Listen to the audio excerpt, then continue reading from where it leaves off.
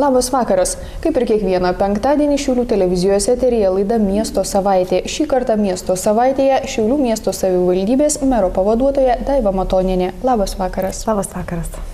Šiaulių miestas yra daug investavęs į pramoninę zoną. Kaip kūrėsi ten verslas, ar aktyvūs yra mūsų verslininkai ir ar pakanka investuotojų Lietuvoje, ar vis tik tenka jų ieškoti dar ir užsienyje? Aišku, kad situacija dabar nėra labai tokia džiuginanti. Iš tikrųjų, turime paruoštą labai gerą infrastruktūrą investitoriam, bet šita zona yra dar neužpildyta. Turime tik tai 5 įmonės, kurios pareiškia norą investuoti į mūsų industrinį parką. Tad iš tikrųjų, manau, kad investuotojų reikia aktyviai ieškoti ne tik Lietuvoje, bet ir užsienio rinkose, ką mes ir darom. Nes iš tikrųjų, Lietuva kaip rinka yra labai maža rinka, kas tie 2 milijonai, kaip vienas europinis miestas. Pavyzdžiui, kaip Briuselis yra didesnis už visą Lietuvą, tai iš tikrųjų mes turime galvoti apie kitų užsienio šalių investitorius, kurie iš tikrųjų galėtų daryti ar logistinę veiklą, ar sandėliavimo veiklą, ar, sakykime, dar kitą gamybinę dalį perkelti mūsų zoną ir iš tikrųjų mes galėtume iš to turėti daug ekonominės naudos. Į kokias šalis yra dairomasi, kai Šiauliai ieško verslo? Ar tai yra Europos šalys, ar dairomasi ir į kitus žemynus? Spektras dairimosi iš tikrųjų yra pakankamai nemažas, be jokios abejonės mes pirmiausia turime pasižiūrėti savo artimiausius kaimynus. Manau, kad iš tikrųjų turime įvertinti, nors daug kas labai skeptiškai žiūri į rytų bloko šalis, bet aš žiūriu labai pozityviai, nes aš visada galvoju, kad esamos kaimynų potencialas yra pakankamai didelis ir jį reikia išnaudoti.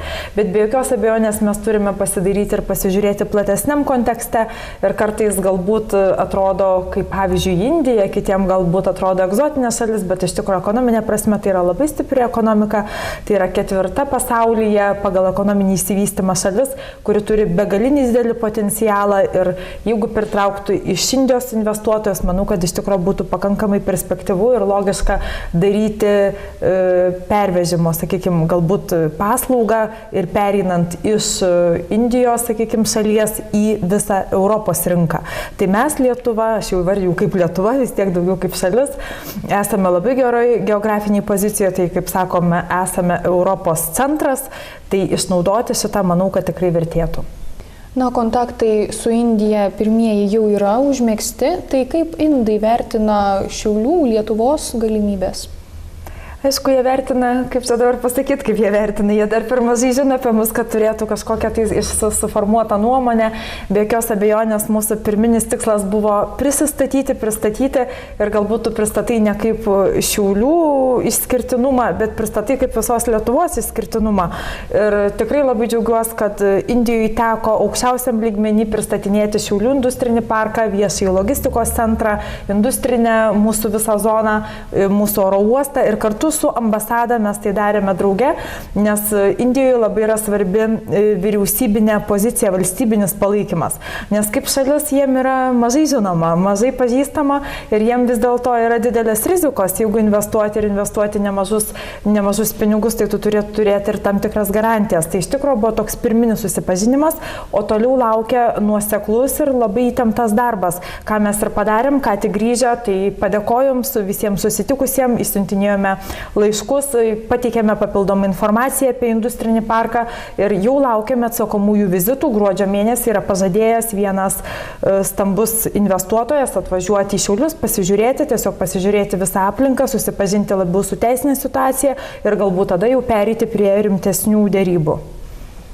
Kokie dar susitikimai vyko Indijoje, kokie mūsų miesto projektai buvo jiems pristatyti? Mes buvome tik 4 dienas, tai buvo labai mažai laiko ir mes turėjome labai daug oficialių pasiūlymų vykti ir į Bambėjų. Bambėjus yra Indijos verslo sostinė, mes buvome Delyje. Tai iš tikrųjų laiko buvo mažoka, bet turėjom tikrai labai daug susitikimų, tiek oficialių, tiek per verslo struktūras, per Indijos federaciją, pramonės ir prekybos rūmų rūmų federacija, pramonininkų konfederacija, tiek ambasadoje, tiek centruose ir tiek su tiesioginiais investuotojais. Tiesiog turėjome tiesioginius susitikimus. Tai iš tikrųjų tų susitikimų buvo labai daug, bet aš kaip sakau, kad juos reikia išrūšiuoti, atsirinkti, nes ne viskas, kas susitikta, yra realu. Tiesiog toliau diskusijose yra kalbama apie realias galimybės, kad šitie investuotojai perkeltų ar dalį gamybos, ar darytų savo kažkokius plėtros projektus mūsų šioje industrinėje zonoje. Tačiau sulaukia labai daug susidomėjimo mūsų tarptautinis oro uostas. Iš tikrųjų jisai yra labai patrauklus, todėl kad mes žinome, Baltijos šalyje mes turime ilgiausią nusileidimų ir tupimo taką, kuris yra 3,5 km. Tai pristačius šitą strateginį pranašumą, daugelis susidomėjo, nes iš tikrųjų, kalbant apie kargo krovinius, apie pervežimus, yra labai svarbu, kad bet kokio tonažo lėktuvas gali nusileisti pas mus. Tai yra iš tikrųjų labai patrauklu. Na, kelionė į Indiją tikriausiai nėra labai pigus malonumas. Iš kur Šiauliai randa lėšų tokioms kelionėms? Malonumas kaip tik buvo labai nebrangus lyginant su kitom kelionėm, bet labai džiaugiuosi, kad iš tikrųjų šitas vizitas buvo finansuotas ne iš vieno šaltinio. Ne tik, kad iš ES projekto didžioji dalis, 85% visų kaštų buvo finansuota, bet taip pat prisidėjo ir Lietuvos Respublikos ambasada Indijos Respublikoje bei Indijos bei Baltijos rūmų direktoratas, kuris tiesiogiai finansavo mūsų susitikimų tiesiog vaišes ir netgi išleista yra knygutė, būtent ambasados lėšomis. Tai labai džiaugiuosi, kad būtent kooperuojantis tarp institucijų visom lėšom mes galėjom surengti šitokio aukšto lygio vizitą. Ir dar norėčiau pakcentuoti, kad iš tikrųjų labai džiaugiuosi tuo projektu, nes yra investuotos labai didelės lėšos į mūsų industrinį parką ir būtų didžiausia nuodėmė, kad suinvestavus tokius milijonus, užkasus į žemę ir padarius komunikacijas, mes nedarytumėm marketingo, mes neaktyviai nedirbtumėm ir neieškotumėm investuotojų. Manau, kad Šiauliam labai reikia, kad iš tikrųjų kurtųsi darbo vietos, kad jauni gabūs žmonės liktų čia pas mus Šiaulių mieste. Ir mes turime daryti viską, kad iš tikrųjų žmonės norėtų čia pasilikti. O pagrindinis pasilikimo motyvas, jeigu tu pasiūlysi gerą darbą, pasiūlysi gerą užmokestį, tai jis tikrai nevažiuos nei į Airiją, nei į Londoną, nei dar kažkur, nes tikrai turės čia puikias sąlygas ir dirbti, ir gyventi, ir užsidirbti. Na, o šis penktadienis Šiauliams išties yra ypatingas. Centrinėje miesto aikštėje ką tik yra įžiebta pagrindinė Kalėdų eglė. Kaip miestas šiemet yra pasirengęs sutikti Kalėdas? Kokios jos bus? Ar turėsim kažkokių naujienų? Kalėdos bus nuo to, kaip kiekvienas jausis. Aš visada sakau, kad yra labai svarbi tavo būsena, tavo nusiteikimas, tavo noras švęsti.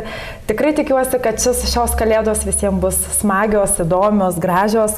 Juolab, kad Šiauliuose taip pat atgimė, galbūt jau prieš keletą metų buvo šita idėja, tai yra Kalėdų miestelis. Ir labai džiaugiuosi ir labai visus šiauliečius kviečiu ateiti į Kalėdų miestelį, išgerti arbatos, sutikti galbūt pažįstamą, pabendrauti ir kartu pabūti, prisiminti praėjusius metus ir galbūt pakalbėti apie ateitį. Tikiu, kad bus gražios šventės ir gražių, daug emocijų, labai noriu visiems palinkėti. Na tai ar Šiauliai šiemet daug renginių turės, kur šiauliečiai galės apsilankyti?